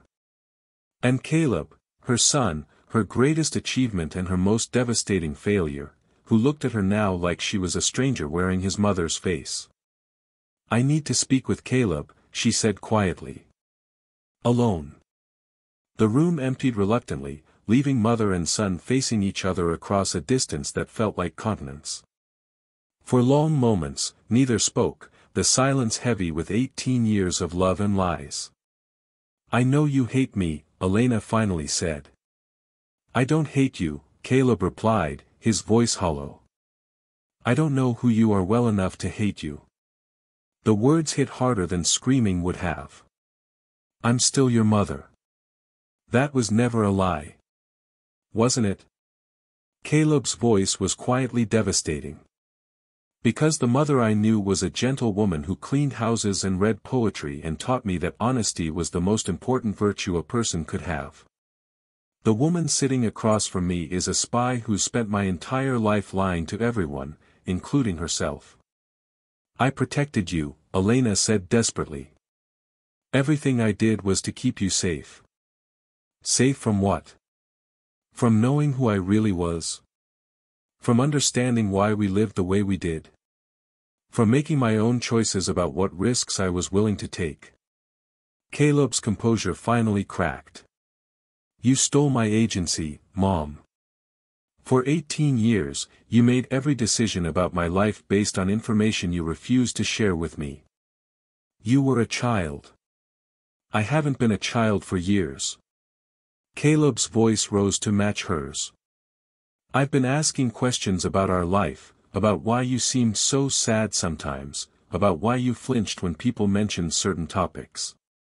I knew something was wrong, but every time I tried to talk to you about it, you deflected or changed the subject or told me I was imagining things." Elena felt tears she'd held back for years finally spilling down her cheeks. "I wanted to tell you.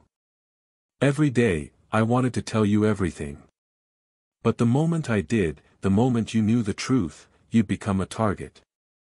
Morrison would have used you against me in ways you can't imagine. And instead, he used me anyway," Caleb said with brutal clarity. "The only difference is that I was a target who didn't know I was being targeted. Do you have any idea how that feels? To realize that your entire life has been shaped by threats you never knew existed?" Before Elena could answer, alarms began blaring throughout the building. Agent Martinez burst through the door, her face grim with new disaster. "Morrison just executed 3 more file releases," she announced. 2 DEA operations in Mexico have been blown, and there are confirmed casualties. But that's not the worst part. She held up her tablet, showing a live news feed from St. Bartholomew's Preparatory School. Smoke was rising from one of the administrative buildings, and emergency vehicles surrounded the campus. "He's not waiting anymore," Martinez continued. "Morrison just detonated a small explosive device as a demonstration. No casualties yet, but he's made it clear that the next one will be bigger if Elena doesn't surrender within the hour." The room fell silent as the reality of their situation crystallized. Morrison wasn't bluffing, negotiations weren't possible, and time was running out. Every option led to devastating consequences, and the longer they delayed, the more people would die.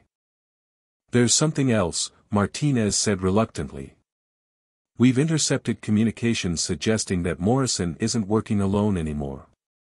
Some of the families he's been blackmailing have decided that eliminating Elena permanently is preferable to having their secrets exposed. There's a price on her head from 3 different sources." Elena looked at her son one last time, memorizing his face as if she might never see it again. "Caleb, whatever happens next, I need you to know that loving you was the only true thing in my life. Every lie I told, every choice I made, every sacrifice I demanded from our family, it was all to give you a chance at a life free from the violence that's defined mine." "Mom," Caleb's voice cracked as he finally understood what she was planning. "I'm going to surrender to Morrison," Elena said simply. "It's the only way to stop him from killing more people." "That's suicide," Caleb protested. "You said yourself he doesn't honor deals." "I know." Elena's voice was calm with the acceptance of someone who'd been preparing for this moment for 18 years. "But it will buy enough time for the authorities to storm the school and save whoever they can. And maybe, if I'm very lucky and very good at what I do, I can take Morrison with me." She stood to leave, but Caleb's voice stopped her at the door. "Mom," he said, and the word carried all the love and pain and forgiveness he couldn't yet speak aloud. "When this is over, when Morrison is dead and the files are destroyed and the investigations are finished, can we try to figure out who we are without all the lies?" Elena smiled through her tears. "I'd like that very much, Mijo." As she walked out of the room toward what felt like certain death, Elena carried with her the hope that maybe, somehow, the truth might finally be enough to build something real from the ashes of 18 years of deception. But outside, storm clouds were gathering both literally and figuratively. Morrison's final gambit was entering its endgame, and the next few hours would determine not just who lived or died, but whether the bonds forged in crisis could survive the ultimate test of sacrifice. In the distance, thunder rumbled like the sound of an approaching war. The rain began as Elena walked across the empty parking lot toward St. Bartholomew's Preparatory School, each step taking her closer to what everyone assumed would be her death. Behind her, federal agents maintained their perimeter while news helicopters circled overhead like vultures, broadcasting her final moments to a world hungry for the conclusion of a scandal that had captivated 3 continents. But Elena wasn't walking to her execution, she was walking into the culmination of an 18-year plan that no one, not even Morrison, had seen coming. The earpiece hidden beneath her hair crackled with Caleb's voice, "Mom, you don't have to do this alone. Stay back, Mijo," she whispered, knowing the directional microphones would pick up her words. "This is my fight." "No," came a different voice, Richard's voice, steady with newfound resolve. "This is our fight. All of us." Elena paused at the school's main entrance, her hand on the door handle, as understanding flooded through her. Through the tactical communication system, she could hear movement behind her, not just federal agents, but her family. The people whose lives she'd shaped through lies were choosing to stand with her in truth. "Richard, get back to the command post," she ordered, but her voice lacked conviction. "I've spent 18 years letting other people make the hard choices," Richard replied, and she could hear his footsteps on the wet pavement behind her. "I won't do it anymore. If Morrison wants to destroy our family, he'll have to face all of us." Through the school's glass doors, Elena could see Morrison in the headmaster's office, his silhouette framed against the window like a spider in the center of his web. But something was wrong with the picture. There were other figures in the room, people who shouldn't be there. "Command, I'm seeing multiple individuals in the target area," Elena spoke into her collar microphone. "Morrison isn't alone." Agent Martinez's voice crackled back, confirmed. "Thermal imaging shows 5 additional heat signatures." "Elena, abort the approach. This is a trap." But Elena was already pushing through the doors, her years of training overriding every instinct for self-preservation. If Morrison had hostages, negotiation wasn't just impossible, it was meaningless. The school's corridors felt like a mausoleum, emergency lighting casting long shadows that seemed to reach for her as she moved toward the administrative wing. Her footsteps echoed off polished floors where Caleb had walked for 4 years, learning and growing under the protection of a lie she'd constructed around his entire life. "You're 2 minutes ahead of schedule, Elena." Morrison's voice came from speakers hidden throughout the building, his tone conversational despite the circumstances. "I must admit, I'm impressed. 18 years of playing the helpless housekeeper, and you walk into my trap like you own the place." "Let the hostages go, James," Elena called out. "This is between us." "Hostages?" Morrison's laughter echoed through the empty halls. "Oh, my dear Elena, you still don't understand what's really happening here." Elena reached the door to the administrative office and stopped, her hand hovering over the handle. Through the frosted glass, she could see shapes moving inside, but the distortion made it impossible to identify individuals. "The people in this room aren't hostages," Morrison continued. "They're partners. Investors. The real power behind everything you've been investigating for 18 years. The door opened before Elena could touch it, revealing a scene that made her blood run cold. Morrison stood at the center of the room, but he wasn't alone. Seated around the conference table were 5 figures whose faces Elena recognized from 18 years of surveillance photos, financial reports, and intelligence briefings. "Elena Vasquez," said Minister Carlos Mendoza, Venezuela's deputy finance minister and the man who'd ordered her assassination 11 years ago. "You're remarkably difficult to kill." Beside him sat Dr. Patricia Vance, the respected head of the International Children's Relief Foundation whose charity had been used to launder over $200 million. Senator William Crawford, whose political campaigns had been funded by arms sales to 3 different conflict zones. Judge Margaret Chen, whose courtroom had seen convenient dismissals of cases that threatened Morrison's network. And most shocking of all, Director James Riley of the DEA, whose agency had been feeding Elena intelligence for 11 years. "Surprised?" Morrison asked, his earlier desperation replaced by smug satisfaction. "Did you really think you were investigating me?" "You were investigating them. I was just the middleman, the expendable front man who kept the real players hidden in the shadows." Elena felt the world tilt beneath her feet as 18 years of assumptions crumbled. Every piece of intelligence she'd gathered, every report she'd filed, every operation she'd influenced, all of it had been orchestrated by the very people she'd been trying to expose. "The arms deals, the money laundering, the charity fraud," she said, pieces falling into place with sickening clarity. "You weren't the mastermind. You were the fall guy." Finally, Minister Mendoza said, his voice carrying the satisfaction of a chess master revealing checkmate. "Morrison has been useful, but his methods became increasingly unstable. The blackmail, the violence, the public spectacle, all of it drew unwanted attention to our operations." Director Riley leaned forward, his familiar face transformed by casual cruelty.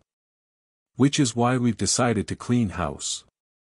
Morrison dies tonight, blamed for everything. You die tonight, eliminating the last witness who could connect us to the real conspiracy. And your son. Don't." Elena's voice carried a warning that made even these hardened criminals pause. "Your son inherits his father's fortune and becomes a very wealthy, very grateful young man who understands the importance of family loyalty," Riley continued. "The Langston Empire continues under new management, and we maintain our most valuable money laundering operation." Elena understood now why Morrison had seemed so desperate, so willing to burn everything down.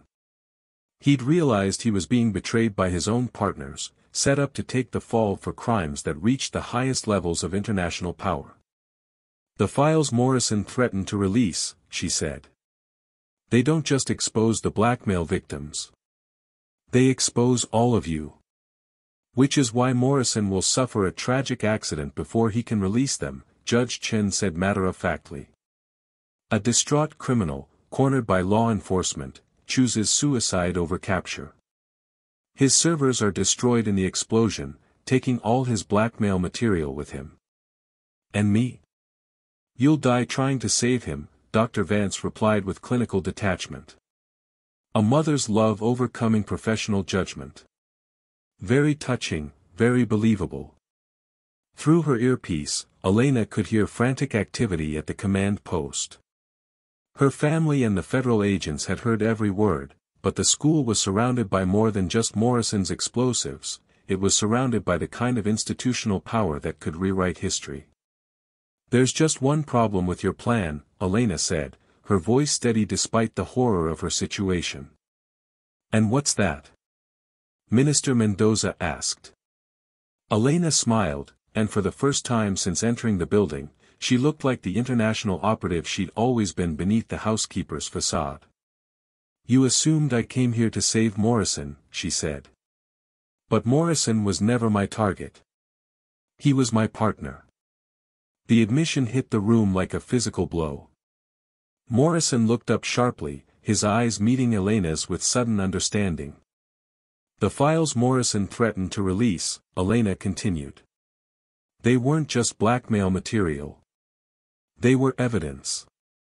18 years of documentation about your conspiracy, compiled by both of us working together."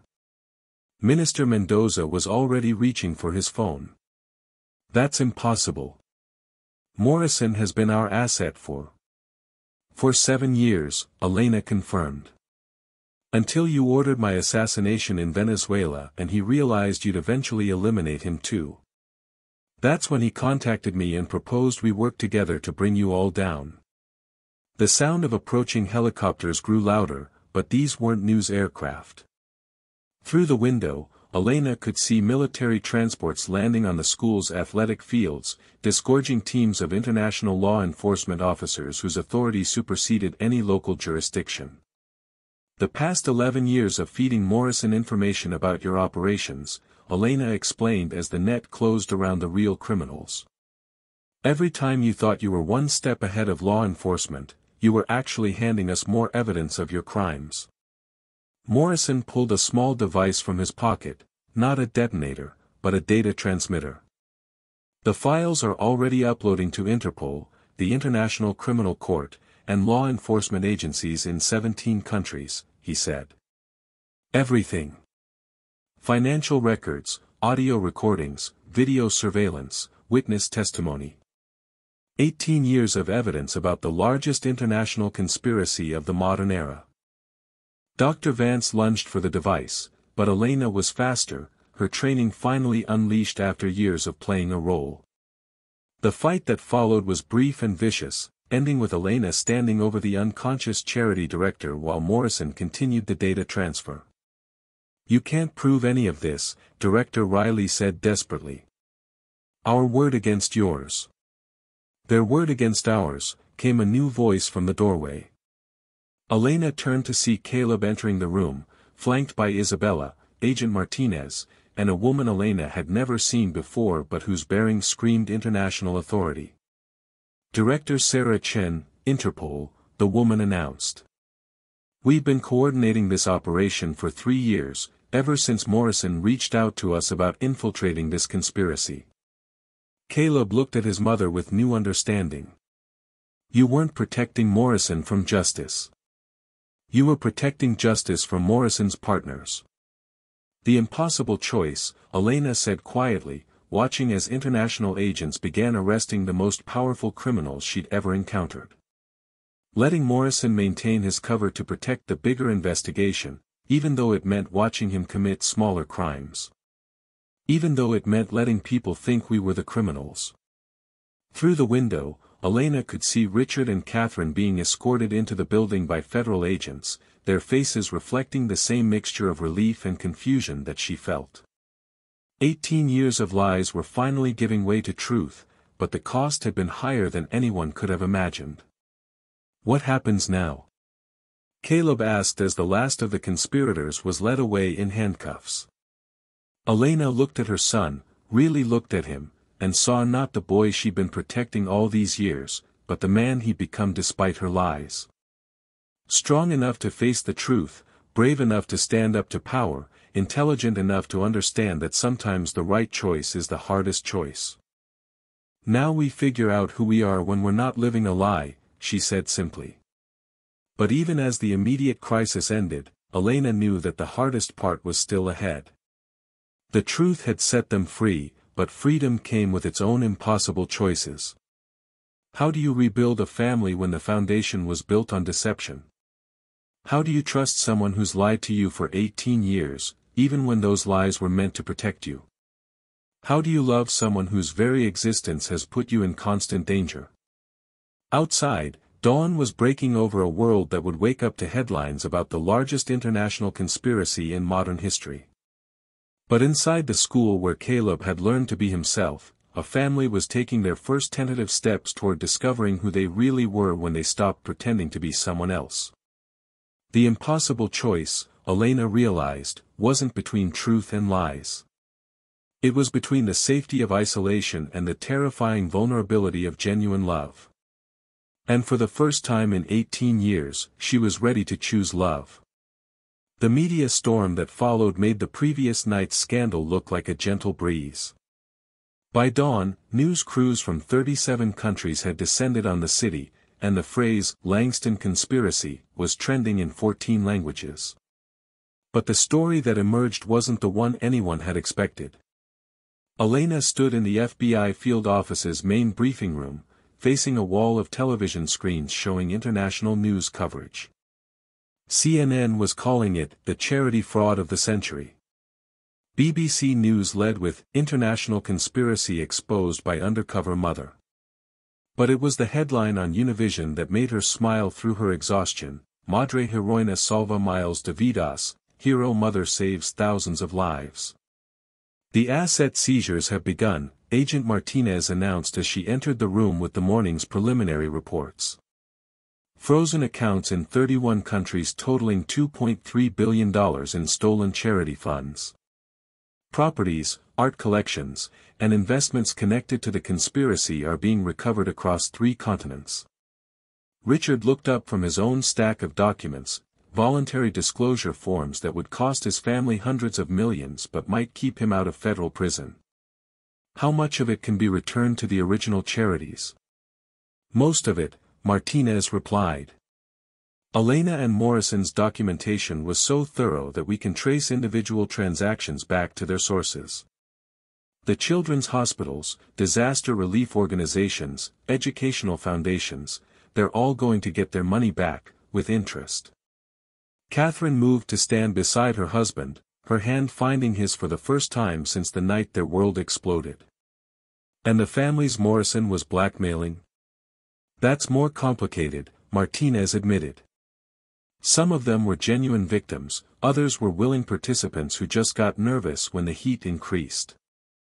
The Attorney General's office is reviewing each case individually. It was then that Caleb entered the room, carrying a laptop and wearing an expression that Elena had learned to recognize over 18 years of motherhood, the look of a young man who'd been keeping secrets of his own. There's something I need to show all of you, he said, connecting his laptop to the room's main display screen. Something I should have told you 3 years ago. The screen filled with what appeared to be a personal blog, but as Elena read the entries, she realized it was something far more significant. Post after post documented observations about the Langston family's business dealings, inconsistencies in foundation finances, and questions about Morrison's role in their lives. "You've been investigating us," Richard said, his voice caught between pride and disbelief. "I've been investigating Morrison," Caleb corrected. "Since I was 15 and started noticing that his recommendations always seemed to benefit him more than the people we were supposed to be helping." Elena scrolled through the blog entries, her amazement growing with each post. Her son hadn't just been asking innocent questions about their family's life, he'd been conducting his own investigation with the thoroughness of a trained analyst. "The scholarship at St. Bartholomew's that I supposedly received," Caleb continued. "I knew it was fake because I'd applied to other schools and been rejected from all of them despite having better grades than most accepted students. Someone was limiting my options, keeping me exactly where they wanted me." "Morrison," Catherine breathed. "Morrison," Caleb confirmed. "And when I started digging into the foundation's finances for a school project, I found patterns that didn't make sense. Donations that came from the same shell companies that benefited from our grants. Investment decisions that consistently lost money for the foundation but made money for Morrison's private clients." Isabella appeared in the doorway, her expression softening as she saw Ethan among the group. The fight between them had been born of fear and pressure, but the night's revelations had put their relationship into a different perspective.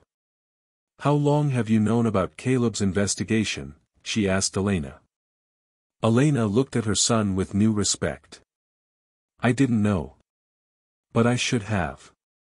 You're your mother's son, Mijo. Of course you'd notice the things that didn't add up." "There's more," Caleb said, pulling up a different section of his blog. "I've been in contact with other students at elite schools whose families do business with Morrison. Turns out, I'm not the only one who noticed patterns." The screen filled with a network diagram showing connections between dozens of wealthy families, all of whom had business relationships with Morrison or his associates. But more importantly, it showed connections between their children, a generation of privileged young people who'd been asking the same questions Caleb had been asking.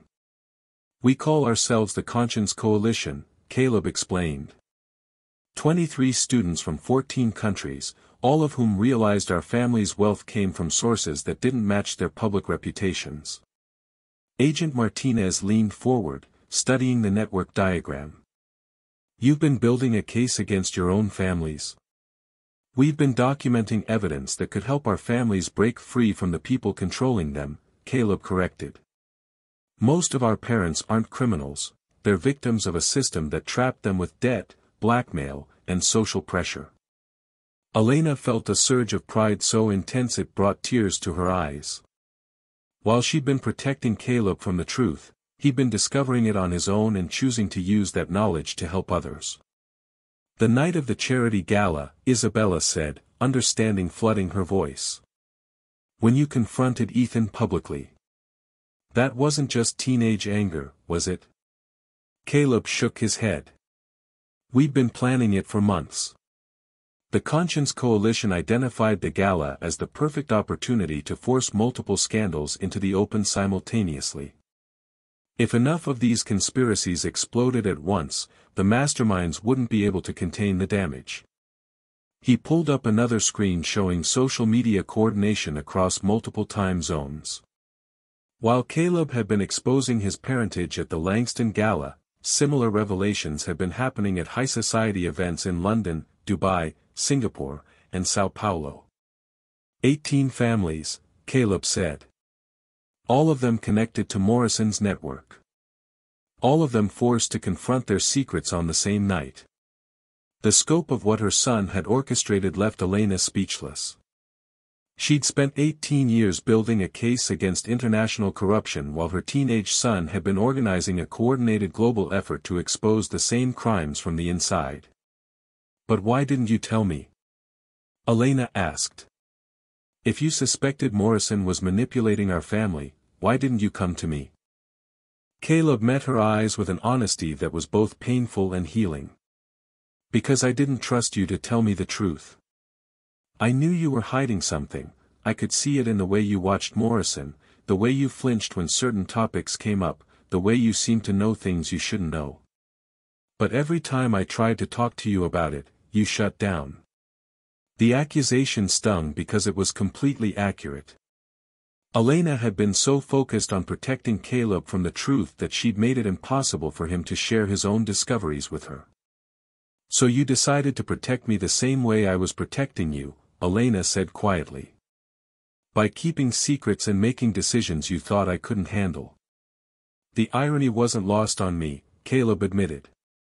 "But at least my secrets were about fighting injustice instead of enabling it." Agent Martinez's phone rang with news that would change everything yet again. When she hung up, her expression was one of barely contained amazement. "That was the Attorney General's office," she announced. "The coordinated revelations last night didn't just expose Morrison's network. They triggered investigations into organized crime syndicates across 5 continents. The asset seizures have grown to $4.7 billion, and law enforcement agencies are calling it the largest successful operation against international financial crime in history." The room fell silent as the magnitude of what they'd accomplished began to sink in. Elena's 18-year investigation, Morrison's 7-year double-agent work, and Caleb's 3-year youth movement had converged into something that was reshaping global law enforcement. "There's more," Martinez continued. "The families that have come forward voluntarily, the ones whose children were part of Caleb's coalition, they're being offered immunity in exchange for testimony and cooperation. The Justice Department wants to use this as an opportunity to dismantle organized corruption at the highest levels." Catherine looked around the room at her fractured but healing family. "What does that mean for us?" "It means you get to choose who you want to be," Martinez replied. "The Langston Foundation can be rebuilt as a legitimate charity, using the recovered funds to do the work it was always supposed to do. Richard's business interests can be restructured to operate within the law. And Caleb." She smiled at the young man who'd helped orchestrate one of the most successful criminal investigations in modern history. "Caleb has been invited to speak at the International Criminal Court about using social media and youth networks to combat organized crime." Elena watched her son process this information, seeing him transform before her eyes from a teenager carrying family secrets to a young man who'd found his calling in the fight for justice. "What about us?" Richard asked quietly, looking at Elena with eyes that held 18 years of complicated love. "What about our family?" Elena looked around the room at the people who'd shaped her life in ways she was still discovering. Richard, whose love had been real even when built on false pretenses. Catherine, whose strength had emerged when her family needed it most. Ethan, who was learning that privilege came with responsibility rather than exemption from consequences. Caleb, who'd inherited the best qualities of both parents while refusing to be limited by their mistakes. "I think," Elena said slowly, "we get to find out what happens when we build something real instead of something safe." Isabella stepped forward, her hand finding Ethan's.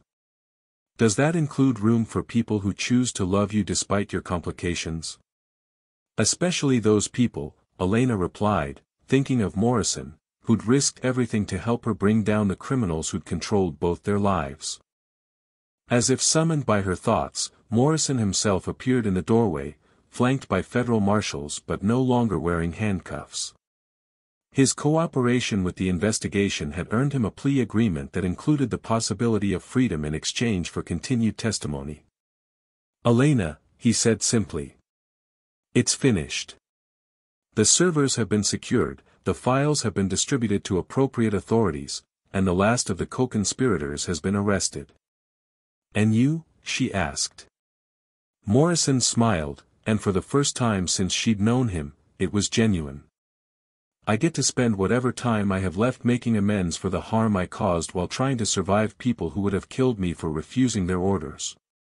Through the windows of the federal building, Elena could see protesters gathering, not angry mobs demanding justice, but supporters holding signs thanking the hero families who'd risked everything to expose corruption.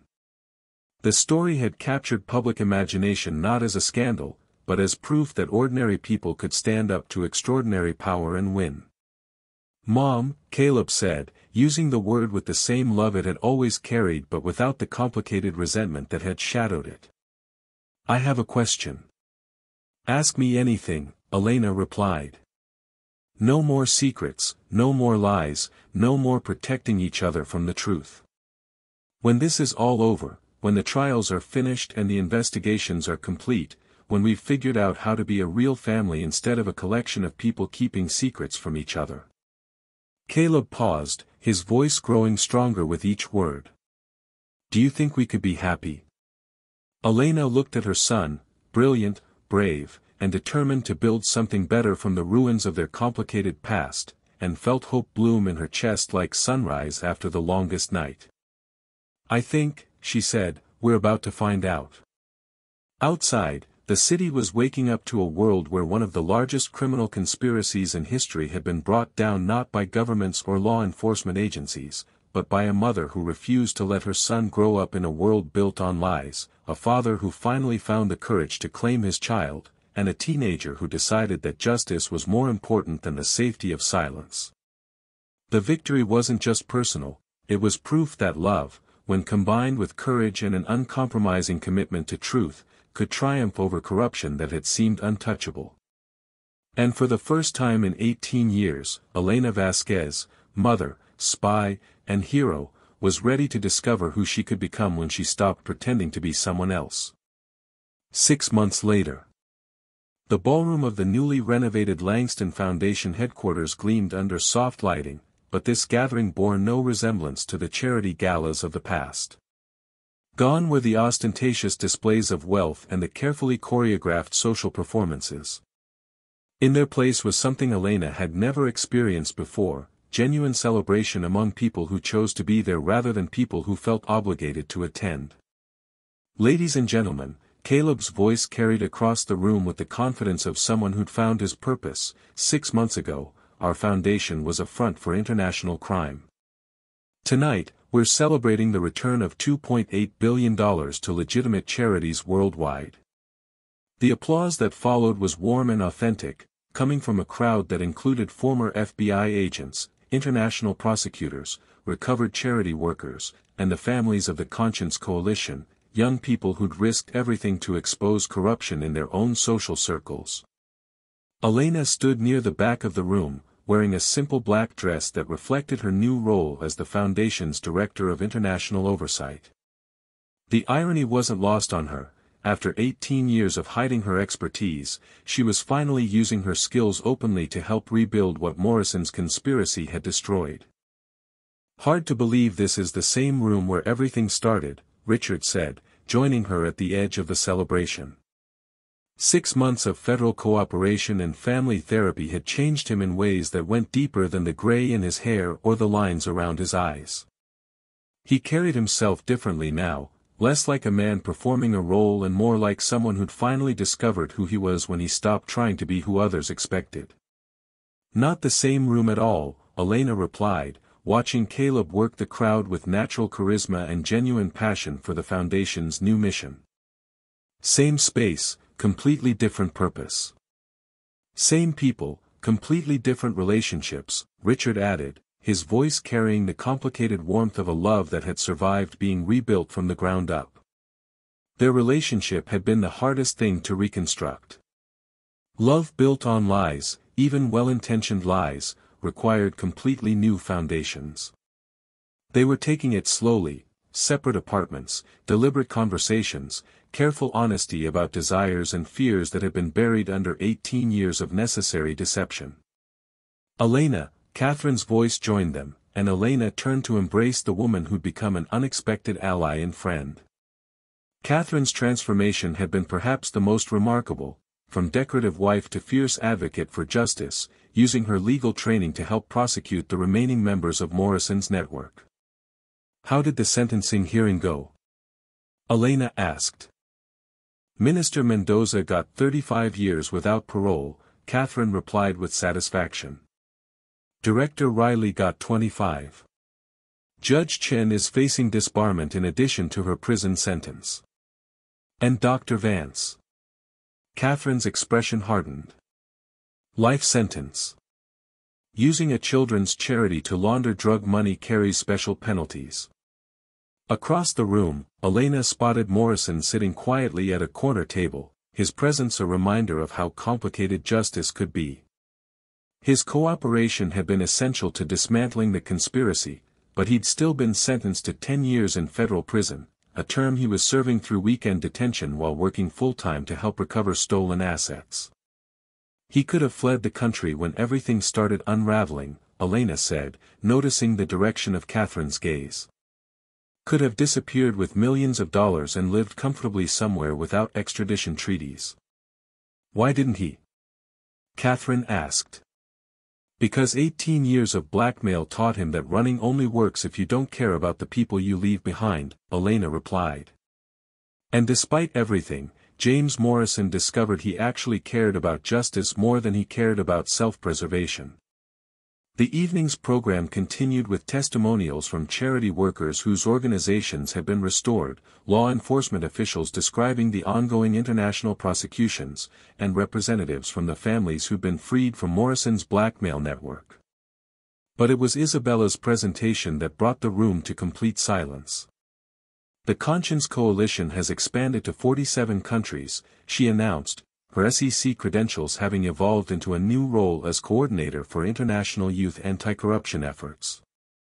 We now have over 300 young people from wealthy families who are actively working to expose financial crimes in their communities.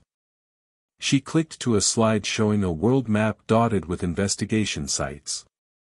This year alone, youth-led investigations have resulted in the recovery of $800 million in stolen humanitarian aid, the prosecution of 12 corrupt officials, and the closure of 31 shell companies being used for money laundering. Elena felt pride swell in her chest, not just for her own son's role in starting the movement, but for the way his courage had inspired an entire generation to choose justice over the safety of privilege. The most important lesson we've learned, Isabella continued, her eyes finding Ethan in the crowd, is that love isn't about protecting people from the truth. It's about standing with them while they face it. The statement drew applause, but Elena saw the deeper message in Isabella's words.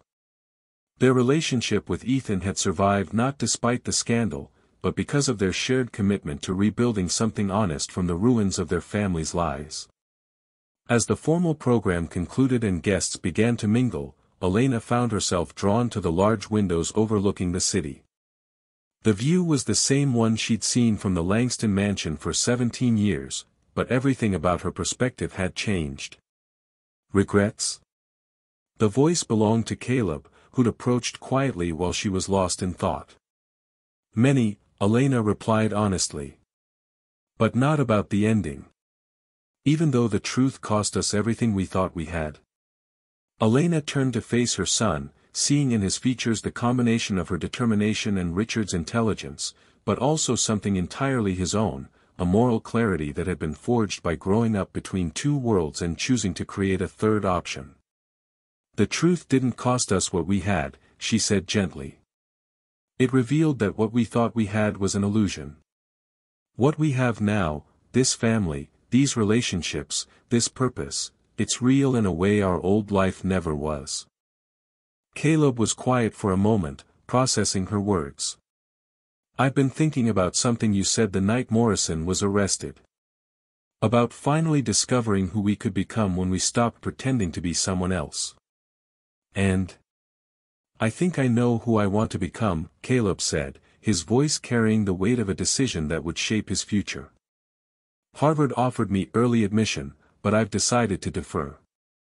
I want to spend the next year working with the International Criminal Court, helping to build systems that can prevent the kind of corruption we lived through. Elena felt her breath catch. Caleb, that's dangerous work.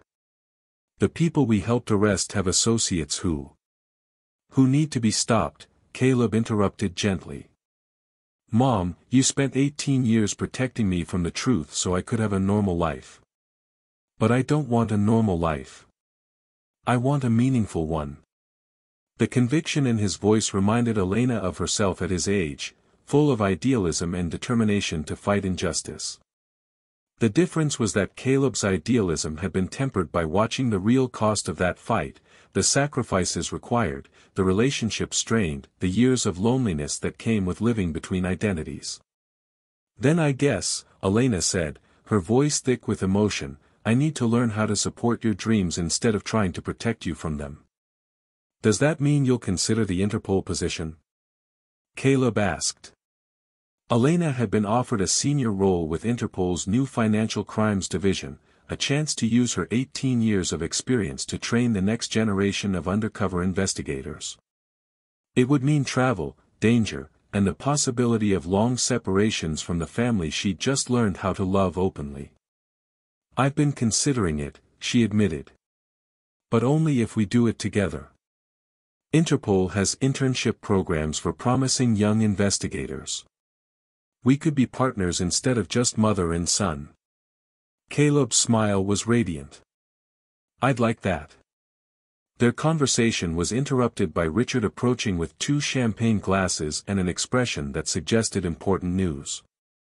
"Elena, there's someone I'd like you to meet," he said, gesturing toward a woman standing near the Foundation's new mission statement display. "Dr. Sarah Martinez, Elena Vasquez." Elena recognized the name immediately. Agent Martinez's sister.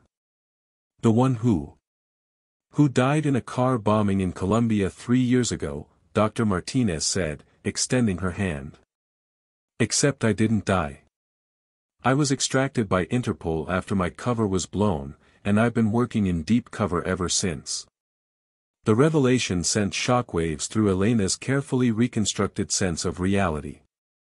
Another supposedly dead agent, another family living with lies, another reminder that the world of international crime fighting was more complicated than any civilian could imagine. "Morrison's network was broader than we realized," Dr. Martinez continued. "There are still active cells operating in 7 countries, and they've been planning retaliation against the families who brought down their operation." "Retaliation how?" Richard asked, his protective instincts immediately engaged. "Nothing immediate," Dr. Martinez assured them. "But they're rebuilding, recruiting new partners, looking for ways to re-establish their money laundering operations. Which is why Interpol needs people like Elena, investigators who understand how these networks operate from the inside." Elena looked around the room at the people whose lives had been shaped by her 18-year investigation. Catherine, who'd found strength she never knew she possessed. Ethan, who'd learned that wealth meant responsibility rather than privilege. Isabella, who'd turned her accounting skills into a weapon against international crime. Morrison, who'd discovered that redemption was possible even after years of compromise. And Caleb, brilliant, brave Caleb, who'd inherited her sense of justice but chosen to fight for it openly rather than from the shadows. "There's something else," Dr. Martinez said, lowering her voice. "We've discovered evidence that Morrison's conspiracy was connected to something much larger. A network of networks, spanning 4 continents and involving some of the most powerful people in the world." "How much larger?" Elena asked, though she suspected she already knew the answer. "Large enough that what we've accomplished so far is just the beginning," Dr. Martinez replied. "The question is whether you're ready to finish what you started 18 years ago." Elena looked at Richard, seeing understanding in his eyes. This was the choice they'd known was coming, between the safety of their rebuilt life and the calling that had defined Elena's entire adult existence. "If I do this," Elena said carefully, "it's not as Elena Vasquez, the woman who disappeared into someone else's life. It's as Elena Restrepo, mother, partner, an international investigator who fights corruption openly. And if we do this," Richard added, "we do it as a family. No more secrets, no more lies, no more protecting each other from the truth." Caleb stepped forward, his decision already made. "When do we start?" Dr. Martinez smiled. "There's a briefing tomorrow morning. But tonight, I think you should enjoy celebrating what you've accomplished. Bringing down Morrison's network saved thousands of lives and recovered billions in stolen funds. That's worth acknowledging before you take on the next challenge. As Dr. Martinez moved away to speak with other guests, the Langston family found themselves standing together in a way they never had before, not as people bound by secrets and lies, but as individuals who'd chosen each other with full knowledge of the costs and complications involved. You know, Catherine said, joining their small circle, 6 months ago I thought my biggest problem was planning charity events and managing household staff. Now I'm prosecuting international criminals and dating my ex-husband's accountant. The last comment drew surprised looks from everyone. What? Catherine said with a laugh. Harold's been handling our asset recovery, and he's actually quite charming when he's not worried about federal audits. Some good things came out of this chaos. Elena looked around the ballroom one last time, seeing it not as the site of the confrontation that had changed their lives, but as the launching point for whatever came next. The Langston Foundation would continue its work rebuilding trust between charitable organizations and donors. The Conscience Coalition would expand its efforts to combat corruption in elite social circles. And somewhere in the world, criminals were learning that their victims had families willing to fight back. Mom, Caleb said softly, do you think we'll ever have a normal life? Elena considered the question seriously. Normal meant safe, predictable, free from the complications that came with fighting powerful people who preferred to operate in shadows. Normal meant the kind of life she'd originally wanted to give him, middle-class comfort, educational opportunities, the freedom to choose his own path without worrying about international conspiracies. But as she looked at her son, confident, passionate, determined to use his privilege to help others, she realized that normal was the last thing any of them actually wanted. I think, Elena said, pulling him into a hug that included Richard and Catherine, normal is overrated. I think we're meant for something better than normal. Such as extraordinary, she replied. Such as the kind of love that survives being rebuilt from the ground up. Such as the kind of family that chooses justice over safety, truth over comfort, and each other over everything else. Outside, the city sparkled with lights that reflected off the river like scattered diamonds. Somewhere in those lights were other families keeping secrets, other young people asking questions about inconsistencies in their privileged lives, other investigators working to expose corruption that seemed too powerful to challenge. And tomorrow, Elena Vasquez would begin the next chapter of a mission that had started 18 years ago with a young undercover agent who fell in love at the worst possible time with exactly the right person. But tonight, she was exactly where she belonged, surrounded by people who'd learned that the most radical act in a world built on lies was simply telling the truth. The truth about love, about family, about the courage required to stand up to power. The truth that had set them all free to become who they were meant to be. As the evening wound down and guests began to leave, Elena noticed Morrison approaching their group with hesitant steps. Elena, he said quietly, I wanted to thank you for giving me the chance to do the right thing, even when it was too late to undo all the wrong things. It's never too late to choose differently, Elena replied. That's what I learned from my son. That courage isn't about never being afraid, it's about being afraid and choosing to act anyway. Morrison nodded, understanding passing between them. The work continues. The work continues, Elena confirmed. As Morrison walked away toward his federal escort, Elena felt Caleb's hand slip into hers. At 18, he was too old for such gestures, but tonight felt like a new beginning for all of them.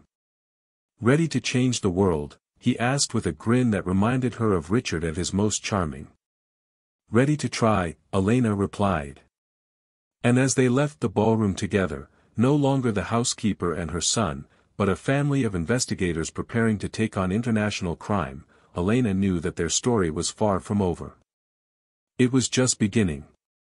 What did this story teach you about the courage it takes to build real relationships from honest foundations?